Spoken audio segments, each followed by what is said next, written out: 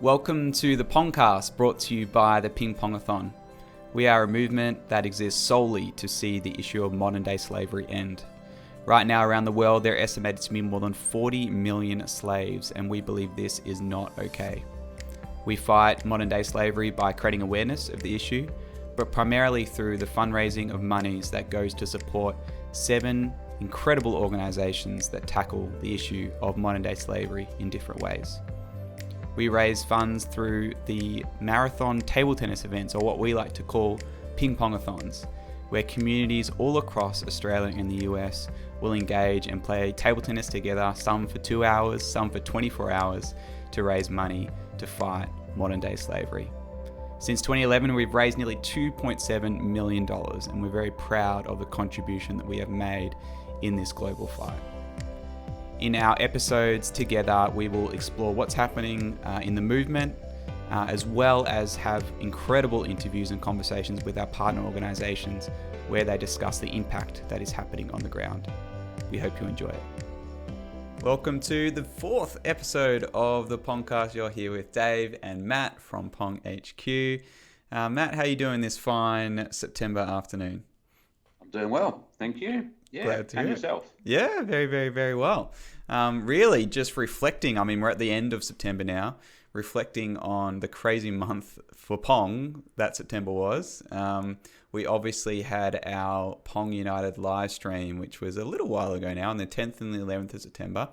And for those that may not know, it's where communities all across Australia Pong at the exact same time, and we run a live stream here from Pong HQ in Melbourne, and everyone Pongs together, and we have some interviews, some awesome pre-recorded content from our partners, games, the whole work. So Matt, I'd love to get your take on it. How did you think the weekend went?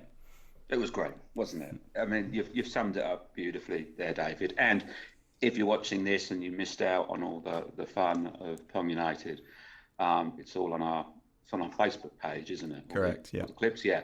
So do go and have a look, because there's such a wonderful mix of what makes Pong Pong. Yeah, that's right. From the very, very serious to the absurdly silly at times, but boy, it was a lot of fun, wasn't it? But talking about the I guess serious, but maybe there was a bit of fun in there as well. We'll be heading and crossing to one of the sessions from the weekend for our partner segment of this podcast with Hagar, which is an interview that you did, Matt. Yeah. I just felt so privileged across the weekend, David, to have done the 3 main interviews that I did with our partners, including with Merewyn from Hagar. Yeah, I'm fairly speechless even now, 2 or 3 weeks on. Sure. For the sure. Things she has to say, and well, we're gonna share that with people soon. Yeah, no, absolutely. The coverage, I guess, in terms of communities that got involved was pretty much all across Australia, literally all across Australia, right. Which was so cool to see. Well, from Darwin to Tassie. Correct. Melbourne, and all stops across to Perth. Yeah, exactly. And not just Perth, but other places in Western Australia as well.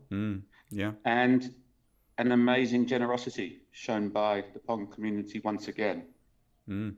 I think you've got some of the stats. Yeah, from the weekend. Absolutely. So we raised nearly $90,000 across the weekend, which is quite staggering. It's probably, we've had amazing weekends in the past, during campaign years, no doubt about it.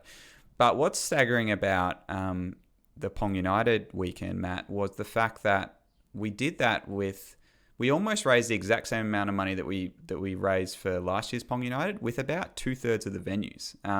So a lot less venues actually played and participated, yet we raised almost the same amount of money. So I guess that speaks to, as you put it, Matt, the extraordinary generosity, and I think having people being able to be a part of it, whether it's their donation being showed at the bottom, or watching their nephew or their friend play in one of the crazy games that we had. Obviously, we had Pong Man Pete running all kinds of games all throughout the weekend, which was a lot of fun.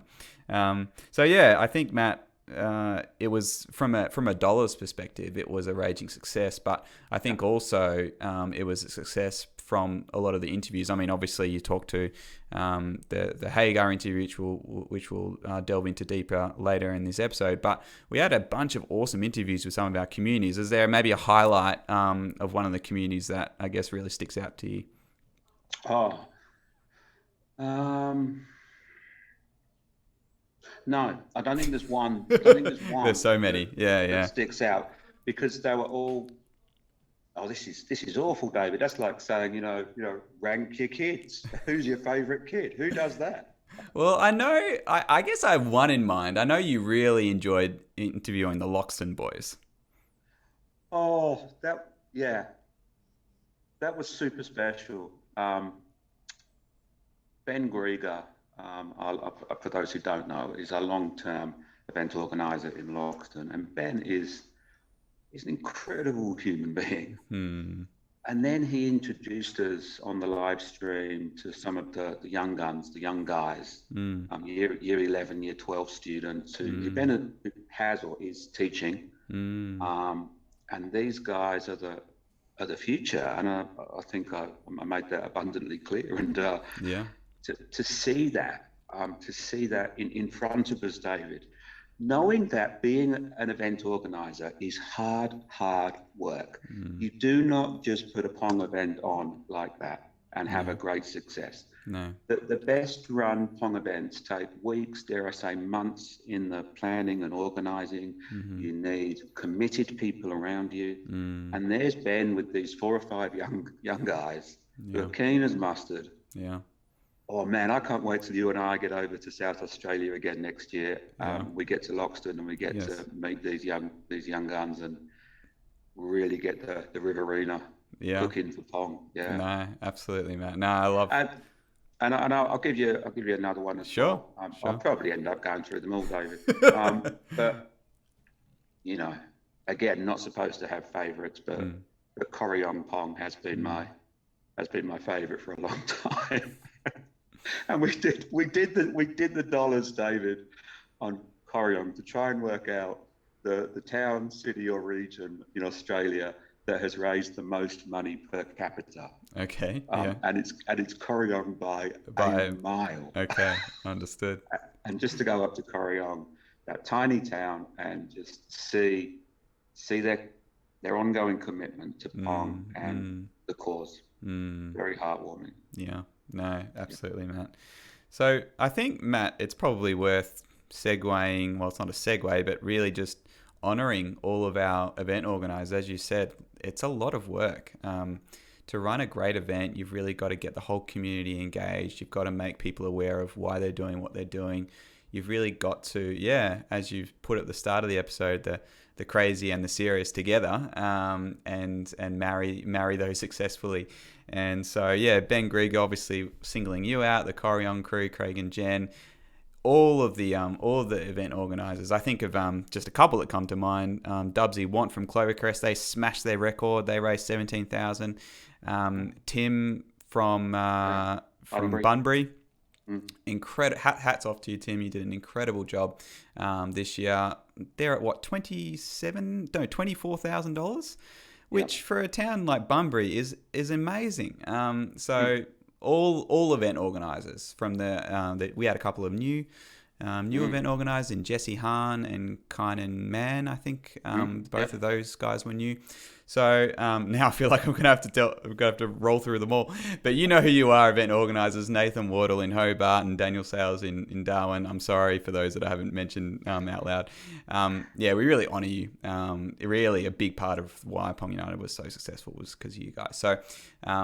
And maybe this is the segue of this segment. If you want to be a Pong event organizer, if you want to get a Pong up in your community and be a part of this movement, please reach out to us. We would love. I mean, there's still time to get involved with this year's campaign. We'll talk a bit about what's coming still in 2021 later. But even for 2022, we'd love to chat with you. So if you're a school, if you're a community, a church group, let us know. Do. So I think. on all accounts, it was a great success. Thanks for tuning in. And as Matt said, if you want to watch the live stream, it's on our Facebook. And we'll also be releasing the greatest hits. We released one last week. We'll probably release another one tomorrow, and we will continue to, I guess, give you insight as to what the weekend was all about. Awesome. All right. So before we go into the replay of the interview that you did with Merewyn from Hagar Australia, Matt, just an impact update. So this is something that we do every one of our episodes, just giving you, as part of the Pong community, some insight into what your dollars and advocacy is enabling. So there was only one story that I was able to access from we had a couple of stories last podcast episode, but one that I got access to for this month.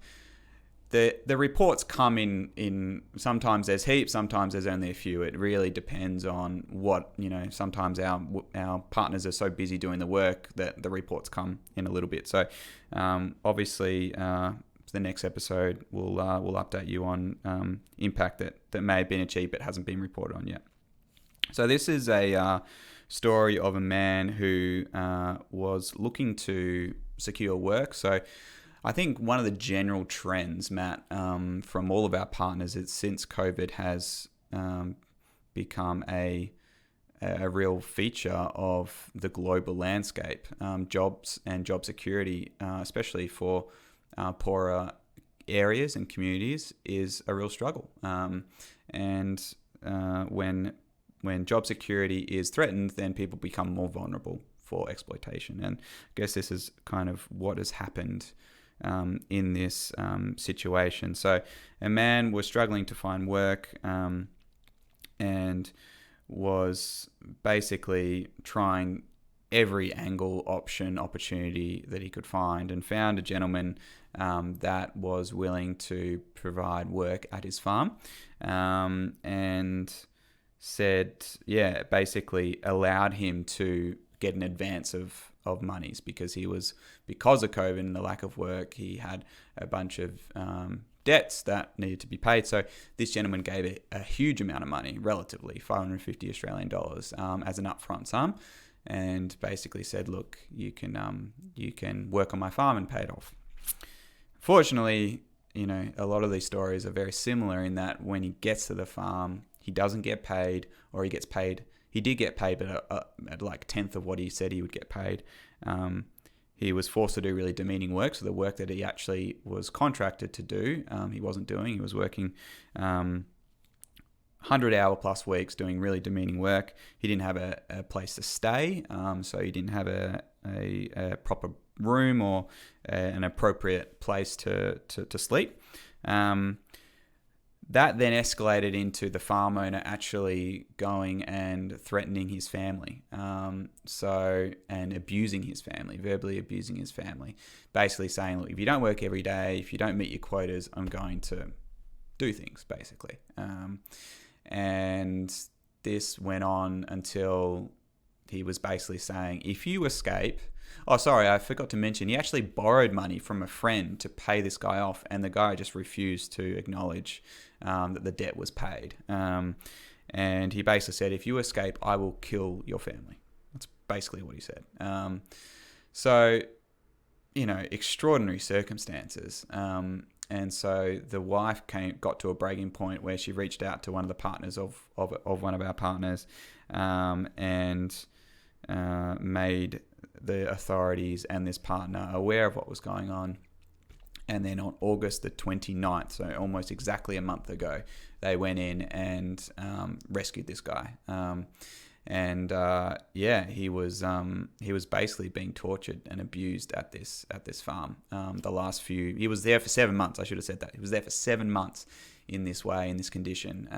And the last few weeks that he was there, he was basically getting tortured. So he's obviously going to go on to a whole process of rehabilitation. And he's obviously his family as well, because they were obviously victims of this man. And the prosecution side as well will be something that will be looked at as well, to make sure this guy is actually prosecuted for the wrong that he did. But yeah, thankfully he's now out of that situation and circumstance. And that's work that you have directly enabled through your fundraising and advocacy. So it's a man you'll probably never meet. Very unlikely that you'll meet him, but it's a real story. A month ago or 5 weeks ago, he was in that situation. So it's quite sobering to think, 3 weeks out from Pong United, this guy was basically enslaved in that way. So yeah, be encouraged, Pong family, of your impact, because that's life-changing stuff right there. All right, Matt, I think we'll head into the episode with Merewyn from Hagar, and then I'll be keen to hear your thoughts, and further reflections after the interview. Sure. This is going to be super special. It really is. I think when I was given my run sheet of what I'd be doing for Pong United, and I scored the major interviews with IJM last evening, and with High Places Community an hour or so ago, and now with Merewyn from Hagar Australia, I looked at the run sheet and thought, you beauty. I'm not so good at doing the fun games and commentating over that. That's why we've got the likes of Pete and Sean and Brendan. But this I can do. So I'm certainly in my right zone here. So it gives me the greatest pleasure to introduce Merewyn Foran. I hope I've said Foran correctly there, Merewyn, who is the executive director of Hagar Australia. Merewyn, welcome to our Pong United Livestream. Thanks so much, Matt. It's great to be here. Fantastic. So, Hagar are one of the Pong 7 partners, and you're our newest partner, our youngest partner, which is fabulous. Merewyn, can you start by telling us who or what is Hagar? Yeah, great. Thanks, Matt. So who are we? We are an organisation. We've been around for 26 years, so as much as we're the youngest partner with the Pong, we're a little bit older than we might otherwise appear. The work we do, we work with survivors of slavery, trafficking and abuse in various parts of the world. So particularly in Southeast Asia, where we know slavery is a huge issue. So we work in Cambodia, in Vietnam. We also do work in Myanmar and most recently in the Solomon Islands. And we also work in Afghanistan, which is incredibly topical at the moment, given what's happening there. The work that we do is we journey with survivors through until they're healed, which can be a very long time in some instances, and our commitment to them is for the entirety of that journey. And that journey can include everything from immediate medical care that might be required, accommodation needs for people who have fled the circumstance that they've been in and might not be able to return home and have nowhere to live, medical support in an ongoing way, educational and job training so that people can then become independent and for themselves and live independently in their community, as well as support to seek justice through the legal system. So we've got a number of ways in which we work with survivors, and we work with them for the entire journey. Yeah, that's a broad spectrum, isn't it, of Hagar's work. So, sorry if I missed this, but how many countries does Hagar operate within, Merewyn? Oh gosh, you're going to test me there because we've literally just launched in the Solomon Islands in the last month. So it's about 5 countries: Cambodia, Vietnam, Myanmar, Solomon Islands. We also do some work in Singapore and in Afghanistan, so 6. Afghanistan. Yeah, and Vietnam. We're going to come back to talk about some of your work in Vietnam in a few minutes' time. Yeah. You mentioned that we're going to talk about Afghanistan just briefly, but we'll do that in a moment. I'm really keen to understand the nuts and bolts of your role as Hagar Australia Executive Director, Merewyn. What does your role entail, please? Okay. Well, so across the globe, we've got 200 staff, but here in Australia, we're 3.5 staff, and I'm the only full-time staff member. Our focus here in Australia is on fundraising, so our role here is really about raising funds to support the amazing work that our colleagues across the globe do. And my role, I think my husband describes it best, where he says, you're like Dennis Denuto from The Castle. You dictate to yourself on this side, and then you turn around and you type what has to be written. So I do everything from leading our team, developing our fundraising strategy, and then actually being hands-on with implementing that fundraising strategy, thanking donors, having, I'm grateful to be able to have conversations like this. I also get on the phone and talk to individual donors to thank them for their support. So it really is the whole spectrum of leading our very small team to fundraise to support the work that we do. Again, a broad spectrum, and that makes me think, Merewyn, that in many ways I am talking to Hagar Australia right now. I'm sure there's more people who do more things, but I hear that you're very busy and that you do a lot of things.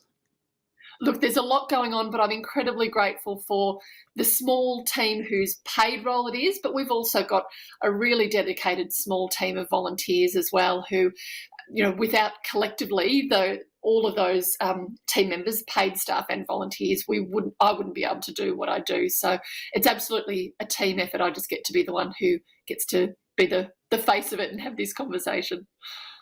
Fantastic. Now, we did say that we'd talk briefly about Afghanistan. I'd like to give you the opportunity to do that and to say what you'd like to say.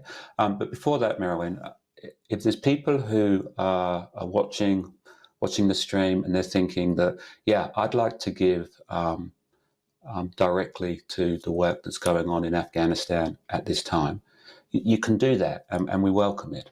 When you make your online donations, all we ask is that in the comments of your donation, you write AFG. I'll say that again.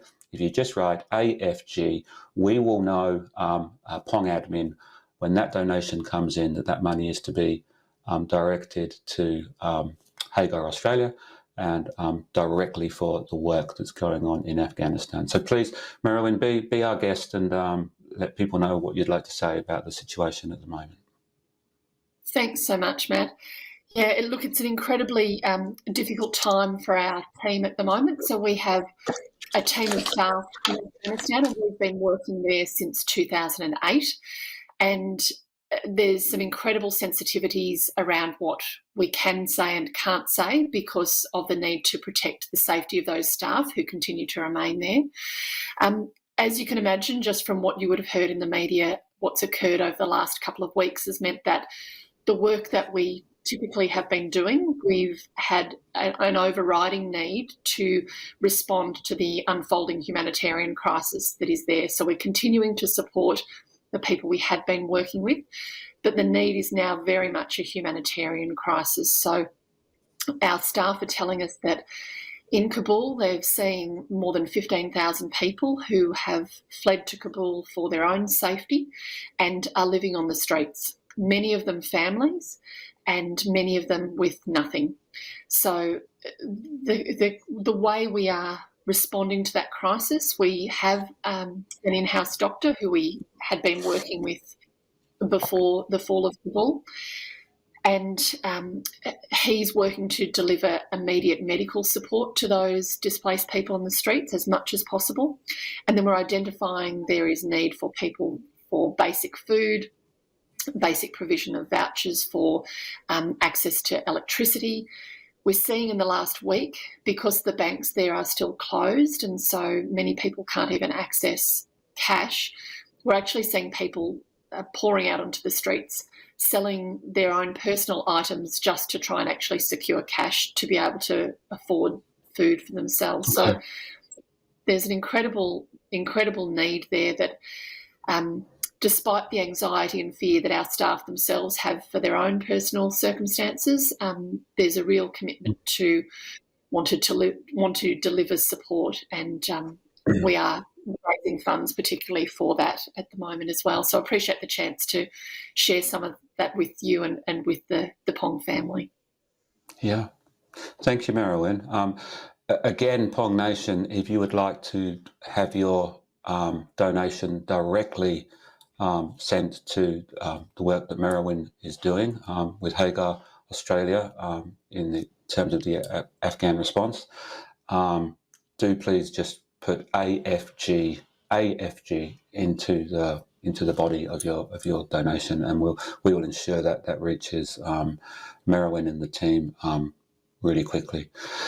Merewyn, it's difficult to know where to go after that. That's it's harrowing, isn't it? And Yeah. it puts into stark contrast.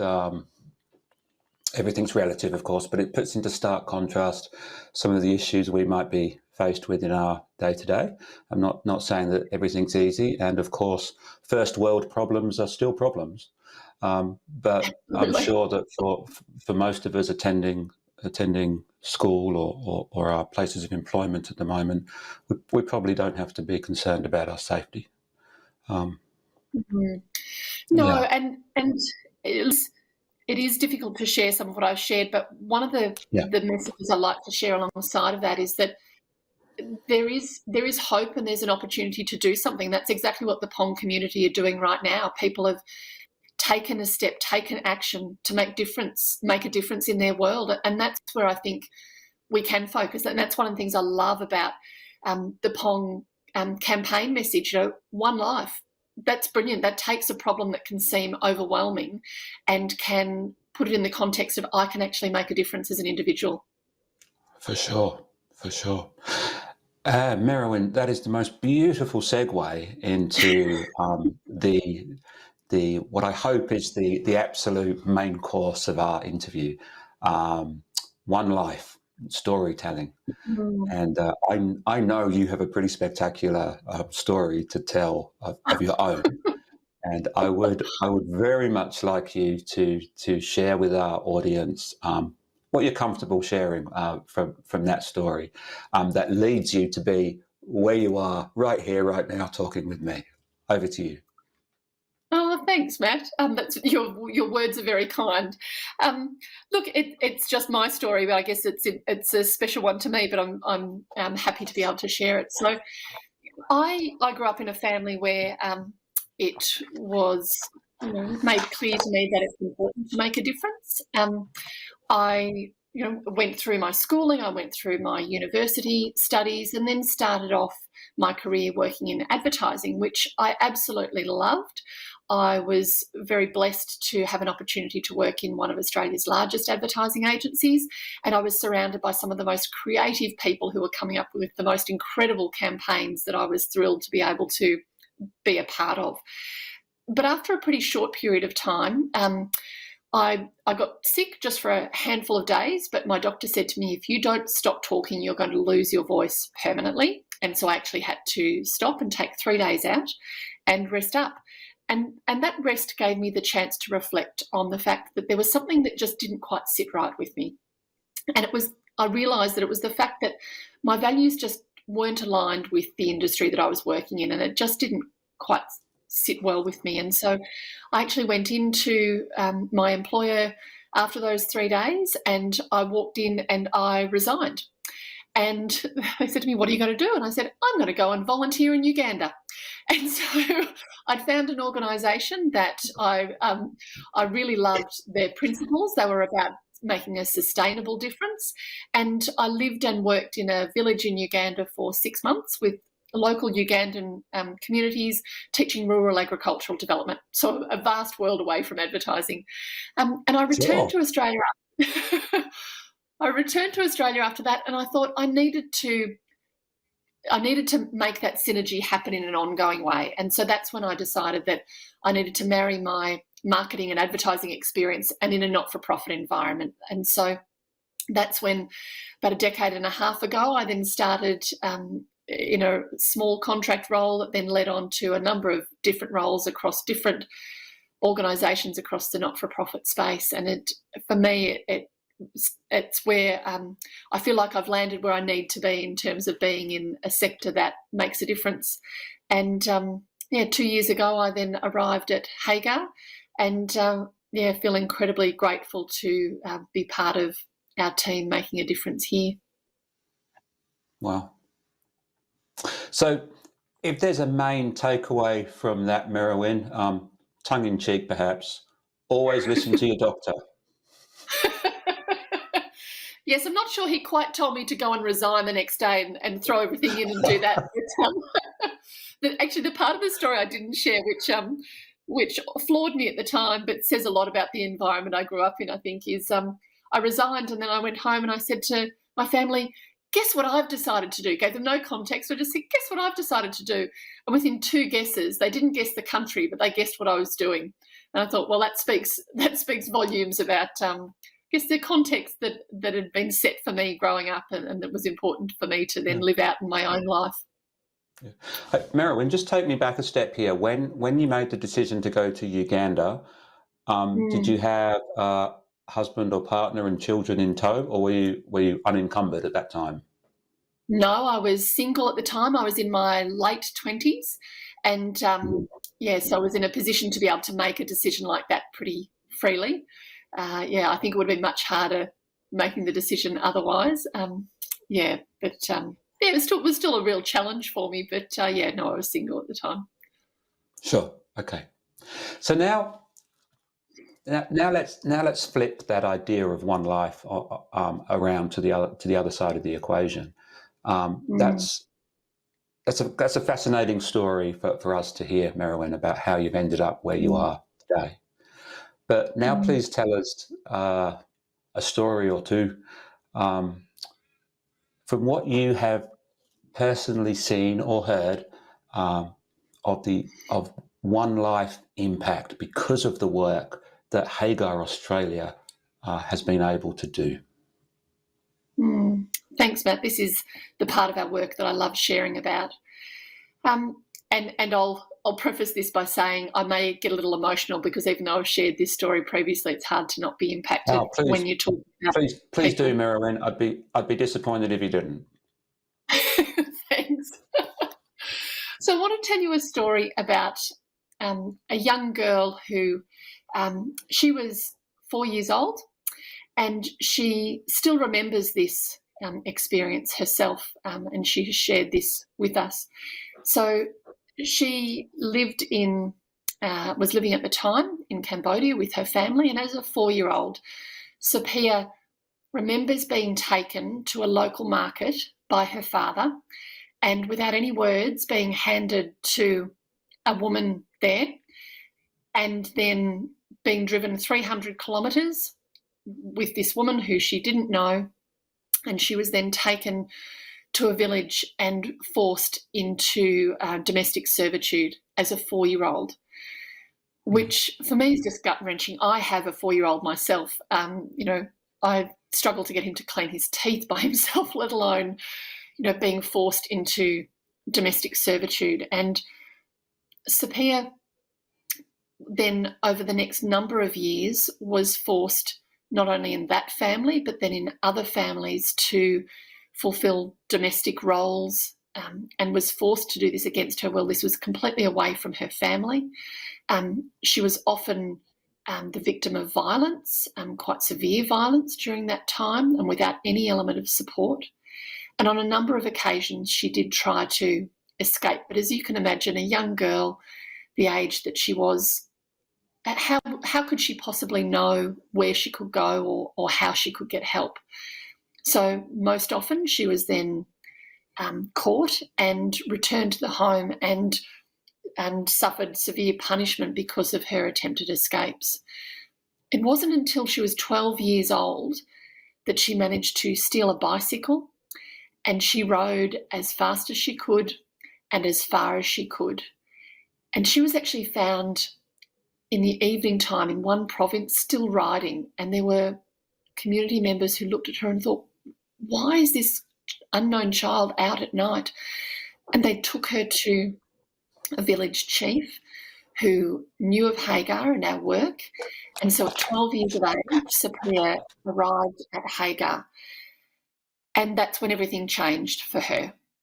And we have been supporting her for the last 14 years in a variety of ways. So in some of those ways that I've talked of before. So she needed medical support. She needed the care of a foster family because she wasn't able to return to her home environment. She needed support to be able to be educated. So as a 12-year-old, she'd missed out on a lot of her education up until that point. And her life had been an absolute nightmare until she had arrived at Hagar. And she arrived at Hagar with a lot of trauma from her experiences. And so a key part of how we worked with her and continue to work with her is to provide trauma-informed care support, which means that our support is about acknowledging the trauma that someone's received and experienced and doing our very best to ensure that they're not re-traumatised and going even beyond that and actually reaching a healing point from that trauma. So the amazing part of two of the most amazing parts of Sophia's story that I just love sharing is that she actually went on to study a Bachelor of Social Work, and she now actually works for Hagar in Cambodia, which isn't that incredible? Because she wants to make a difference to people in a way where in many ways she can only understand what that impact can mean to those people. And so she works with survivors now, and she's able to have a really unique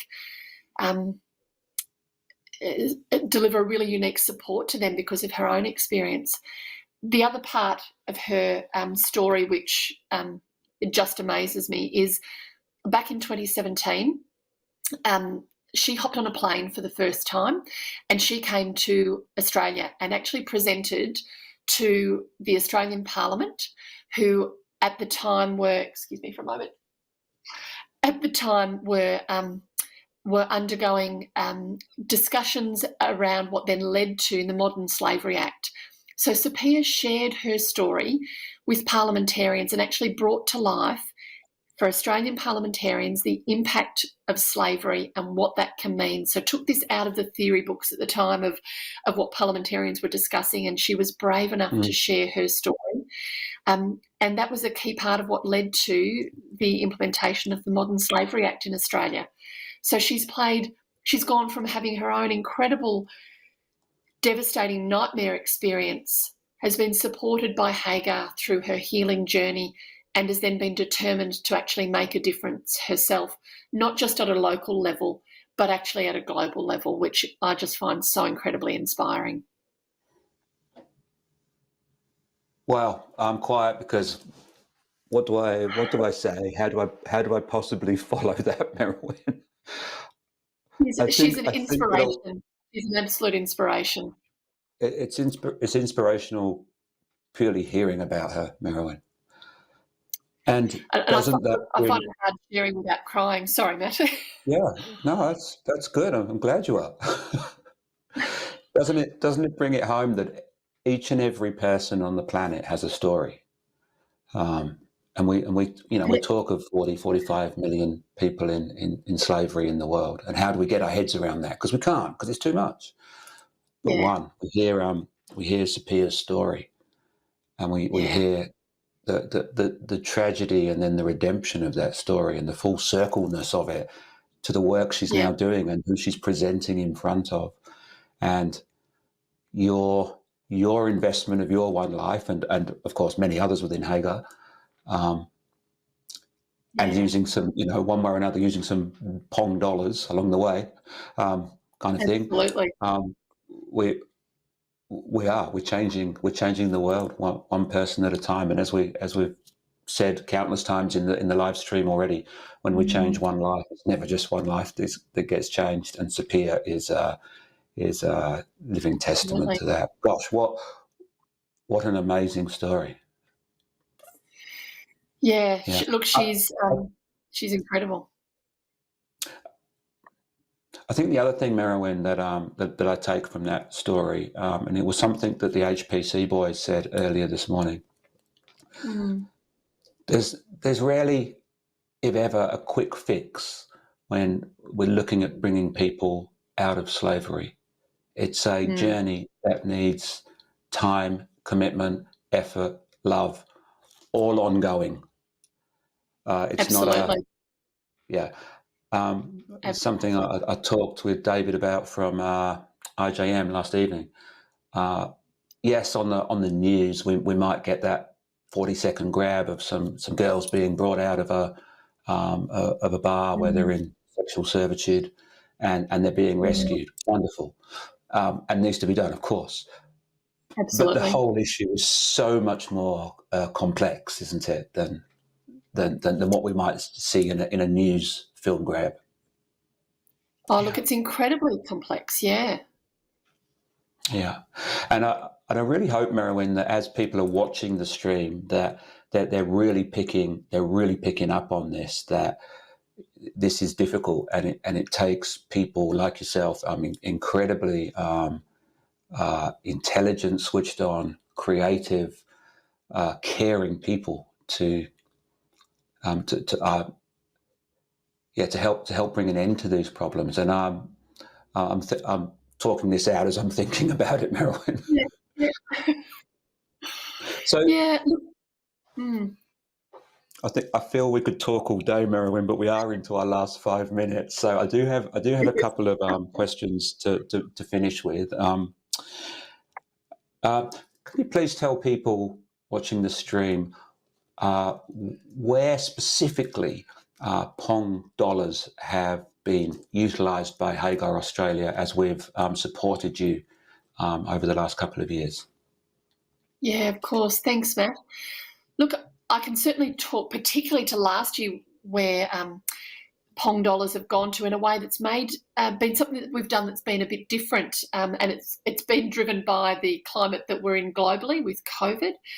And we know that in the climate that we're in, unfortunately, there's increased risk of people falling into slavery, not less. And so that means that the work required of us is even greater, and yet the limitations on our team are even tighter. So some of the countries that I've talked of, Cambodia, Vietnam particularly, have been in various forms of lockdown for the last 12 to 18 months. And so I'm really proud of our team in Vietnam who, when part of the work they had been planning to do with the Pong dollars that they received was to actually undertake some trauma-informed care training workshops. So we know that the support that we provide for survivors, we know that through supporting them with trauma-informed care in a way that is critical for their healing, we know that that's not commonly known and understood amongst a lot of the touch points where they might intersect across their community, so amongst different health workers or community groups. And so we were going to deliver workshops, and when you're in lockdown that's really hard to do. So our team pivoted and for the first time ever, used digital technology to run online training sessions with, when you're talking about trauma, can be really challenging. And so we hadn't actually explored that space before. So we were able to deliver 30 different workshops across key vulnerable community areas across Vietnam. And alongside of that, we then also created videos of our trauma-informed care training. So training people in some of the most basic self-care, self-mental care and self-trauma care techniques to enable them, even when people are in lockdown, to be able to ensure that they're taking care of their own mental health and their own emotional health, to ensure that they're not triggered and then spiralling down into trauma again. And so we've been able to roll out online workshops and those video sessions across a much broader reach with a much broader cohort than we otherwise would have. And that's only been possible because of the contribution from the Pong and the Pong United community. So it's had a fantastic impact in Vietnam. I was talking to my executive director colleague only the other week, and she was just telling me it's just been so well received. And she shared with me some of the quotes of some of the insights that individuals who've participated in the workshop realised some of what they were doing and how they needed to change and how they can change to make a difference in their area. So it's the Pong community are really helping us make a difference in Vietnam, particularly in the last year. Wow, that's fantastic. And Pong Nation, that's your Pong dollars at work. Absolutely. Changing lives. Fantastic. And we're so grateful, Matt, honestly, for the entire Pong community, for everyone who pulls it together behind the scenes, for people who are in front of the camera, for everyone out there who I can see everyone, ping-ponging at the moment. Good on you, because I don't think I could string anything more than three hits together. But honestly, it's such a team effort and a community effort, and we really love you guys for it. Thank you. Well, thank you, Merewyn. Merewyn, let's bring this time together to a close. Let me finish by saying thank you so much for your time this morning, but more than that, thank you for who you are, for the work that you personally do, the work that Hagar Australia does, and for the life-changing work that you do. And we know that, thousands, tens of thousands, hundreds of thousands of people around the planet are in much better shape today because of the work of Hagar. And we so appreciate having you as one of our partners, and we very much look forward to continuing to work with you and journeying with you into the future. Oh, Matt, we see ourselves as facilitators and stewards of the difference that individuals want to make, and so we're incredibly grateful for this partnership. So thank you, and thank you everyone out there. Well, we hope you enjoyed that little snippet from Pong United, Matt and Merewyn. Wow, incredible some of the things she shared, Matt. I'd love to kind of hear your further reflections from your chat with her. Sure.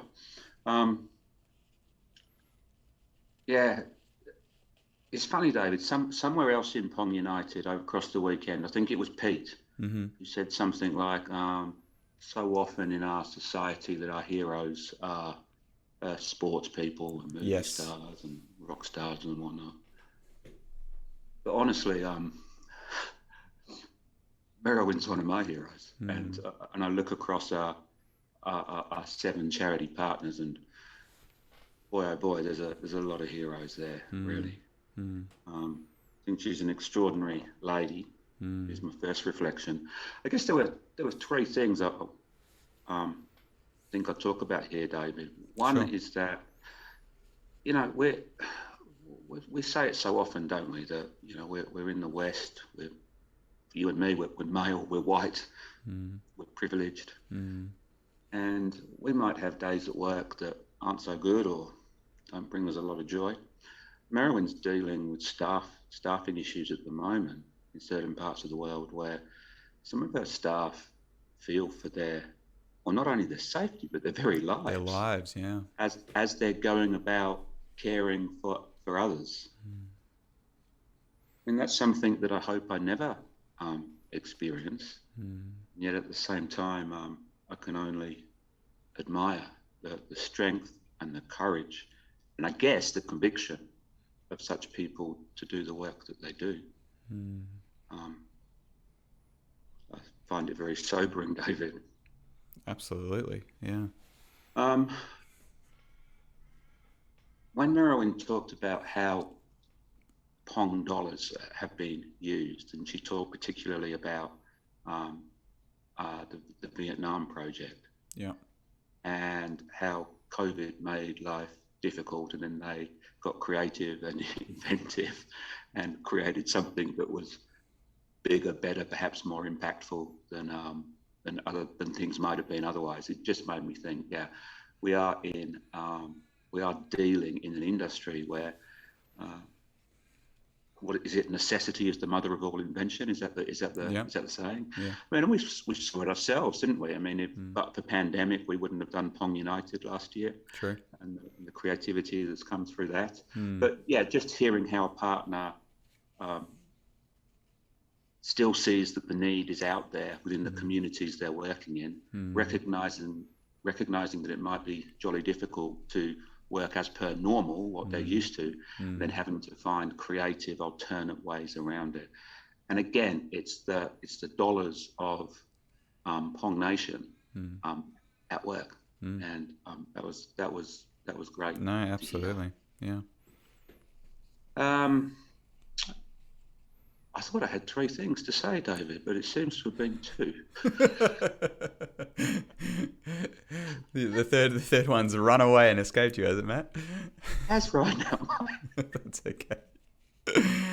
I think it's fair to say, Matt, that that our partners love to share and to come on, and obviously, as you indicated earlier in the episode, that's one of 3 that you did, and I also interviewed 2 partners as well. So we had 5 interviews effectively across 4 sessions with our partners. So it's great that we're able to bring these kind of stories and bring this access to you guys, because they really want to do it. And it looks like you've remembered your third point. I have. You've just nudged a thought there, David. May I go on? Absolutely. Okay. I guess that the third thing was something that Merewyn and I talked about right at the end. The complexity of slavery, of trafficking, etc.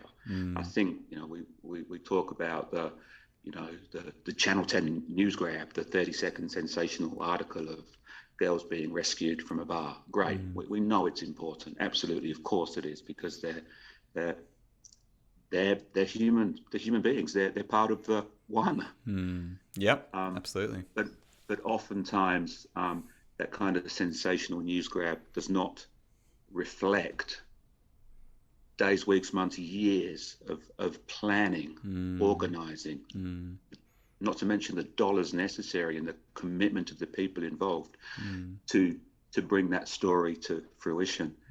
And, David, we're so privileged that we're in year 10 of Pong, and we see the same people, the same venues turn up year in, year out, whether we're in a pandemic or not. And they put in, and they create these opportunities for our partners to do the amazing work they do. Yeah. And so I guess that third point for me, David, is just such a heart reflection on how you, me, the broader Pong community, we do need to keep showing up. Yeah. And it's not to guilt anybody into it. It's to encourage people to say, the more that we show up, the more one lives are changed. Beautiful, Matt. So good, so good. We play such an important role, and it's it's the money does matter, but it's more than that. It's the advocacy, it's the partnership, it's knowing it's our partners knowing that they have a whole army, a whole family behind them in Australia cheering them on every single year. That people are playing table tennis, sacrificing some 24 hours in a row to see lives freed. So yeah, so good, Matt, so good. And aren't we, David, you and I, aren't we the most privileged ones? Absolutely. to be the face, if you like, of the movement. No more special than anybody else, but no, boy, absolutely. We're lucky. Yeah, no, it is. It's an honor. And so, look, maybe that's a good place to kind of transition into, where we're at now in terms of, the raw hard figures, the dollars, and what's to come. Obviously, it's the end of September. There's still a whole quarter of the year to go. So right now, I believe, Matt, we're sitting at $266,000 raised. Is that right? Correct. Yeah. So doing really, really well in terms of our total funds raised, considering 2 states, the 2 main states that we have really good engagement in are still in lockdown. So incredible result. So well done to everyone out there for that. And the 100 Lives for 100 Lives campaign, which has been really a joy to kind of see unfold. For those that don't know, we've run a campaign this year where we've challenged 100 Pong legends to commit to raise $1,500 or more as their fundraising target or goal, and that reflects the very, very rough cost of freeing one life. And so the idea is we get 100 for 100 lives, committing to see freedom for 100 lives. So we're at 75, I believe, or 76 pledges. So that's people that have said, yep, I'm going to do this. I'm going to raise $1,500 or more. And I believe, 43 of those have made it? That's amazing. It's amazing. Yeah, it's more than half. And so I guess the talking point is twofold. One, congratulations and well done on everyone that's either pledged and or reached their goal. Incredible.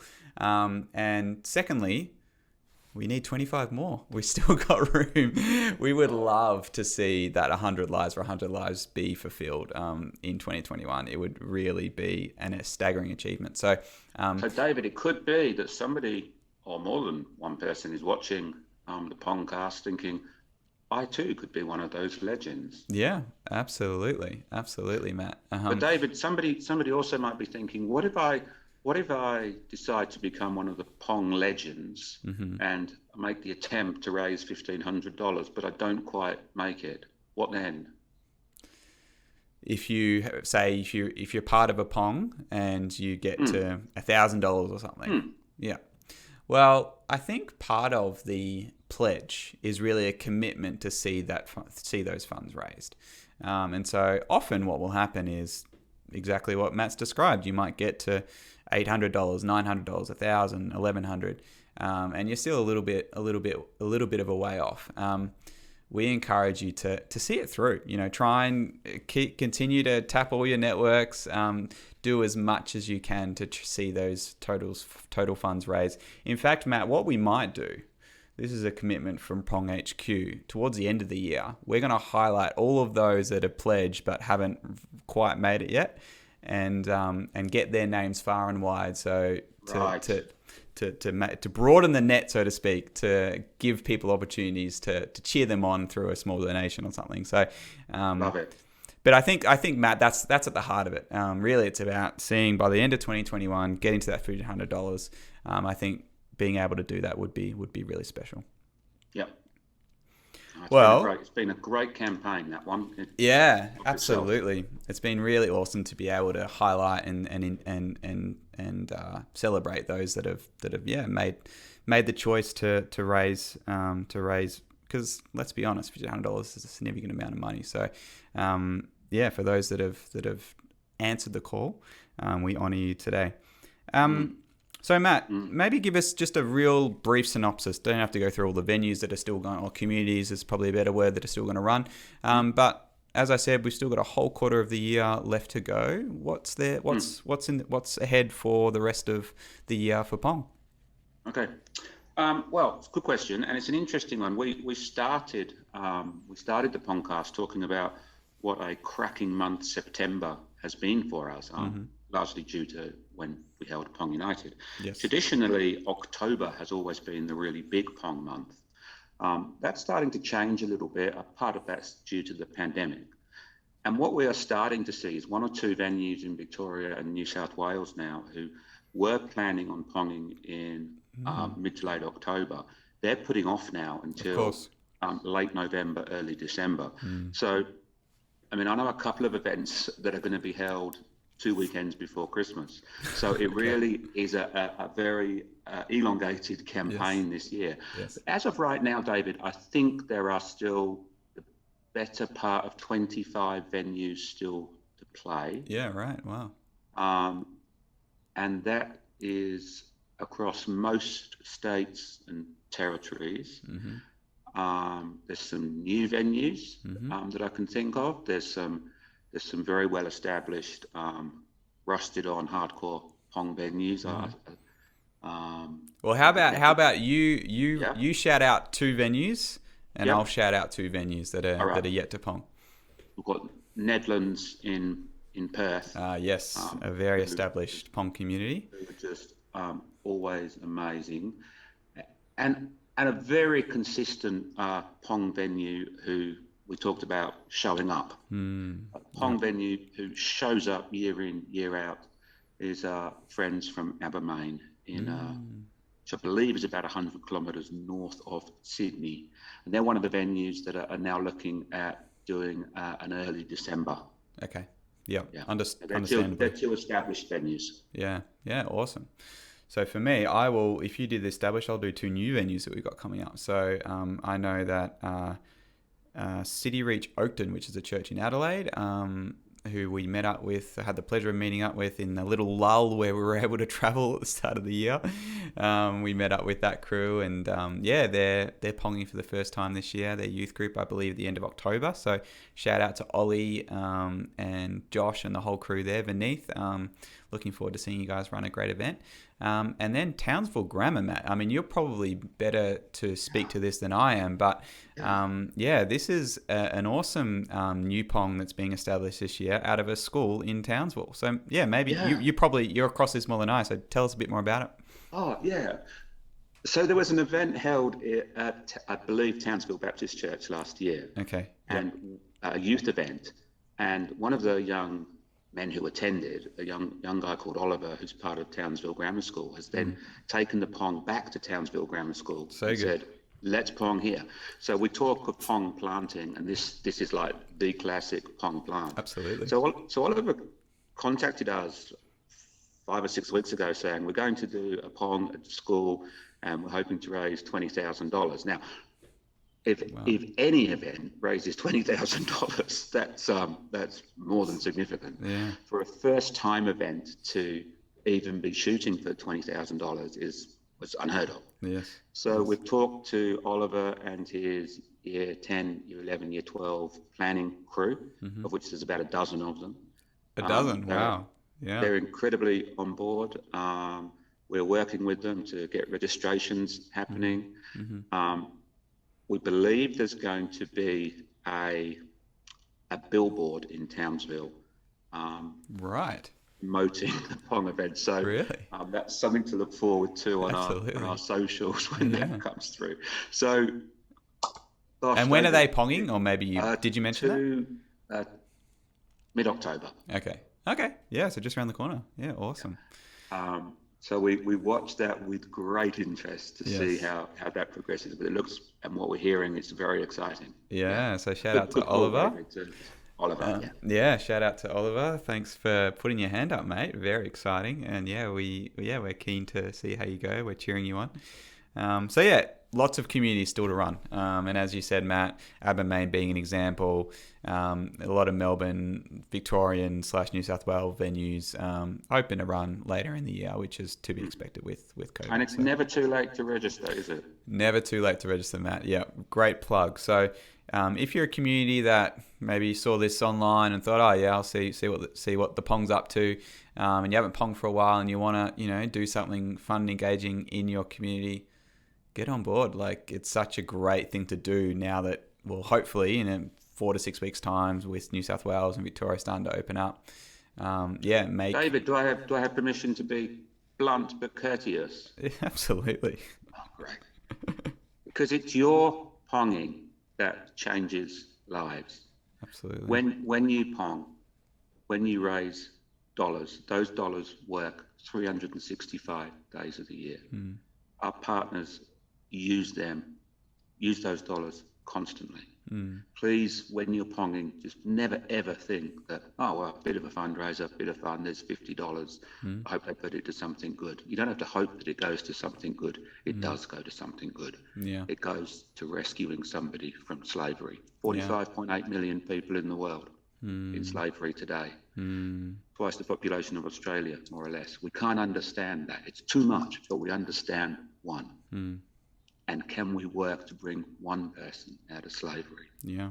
So if you're sitting on the fence about whether you're going to run a Pong this year or even playing a Pong, I'm telling you, get off the fence, make that decision, do it. It'll be the most fun you can have. And it might be just about the most good that you can do. Well, that's what I was going to say, Matt. I was going to say that, it's not only a great way to engage and bring the community together as things are opening up and have a bit of fun.